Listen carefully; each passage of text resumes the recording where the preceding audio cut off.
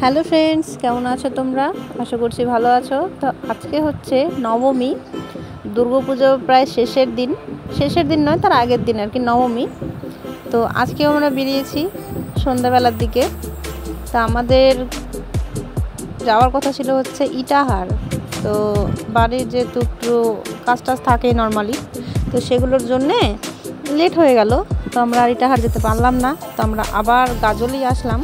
তো গাজলের এই প্রতিমাটা, যেটা তোমরা আগের ভিডিও দেখোনি, আর মানে দেখানো হয়নি, ভিড়ের জন্য ভেতরে যেতে পারছিলাম না। তো আজকে ফ্রি টাইমে এসেছি, মানে মানুষজনের অত ভিড় হয়নি। এই যে প্রায় দুটো সেম একই রকম, পুরো একদম মানে ঠাকুর দুটো অবিকল একই রকম বানিয়েছে গাজলে। তা আমি একটু কনফিউজড ছিলাম যে এটা দেখিয়েছি কি অন্যটা, মানে ভাবতে এই সময় পার। তো ফাইনালি আমরা ঘুরতে এসেছি। পুজোটা খুব ভালোই গেল। তোমাদের পুজোটা কেমন কাটলো অবশ্যই তোমরা কমেন্টে জানিও। আর আমাদের তো খুব ভালোই লাগছে, ছেলে মেয়ে হাজব্যান্ড নিয়ে এসেছি, ঘুরছি, খুব ভালো লাগছে। তো ওই যে আমার মেয়ে বলছে ওর বাবা যে আমার পরীকে দেখাও। তো এইখানে হচ্ছে অষ্টমীতেও খিচুড়ি বিতরণ হচ্ছিল, তো আমরা তখন চান্স পাইনি। তো আজকে নবমীতেও খিচুড়ি দিচ্ছে। তো যে খেলাম আমরা খিচুড়িটা।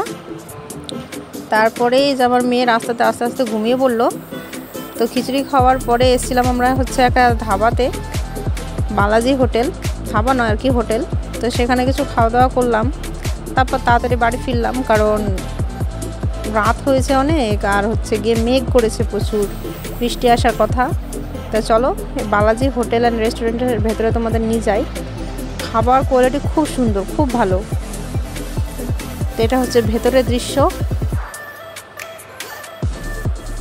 এইখানে মানে খাওয়া দাওয়ার কোয়ালিটি পুরো একদম মানে হোমমেড, বাড়ির তৈরি এরকম, খুব ভালো লাগলো।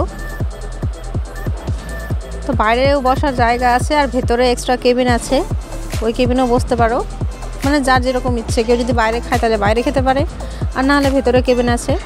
তো এইখানে আমরা গেলাম। তো এখানে আগে থেকে কয়েকজন ছিল, তারাও ফ্যামিলির সাথে এসেছিলো।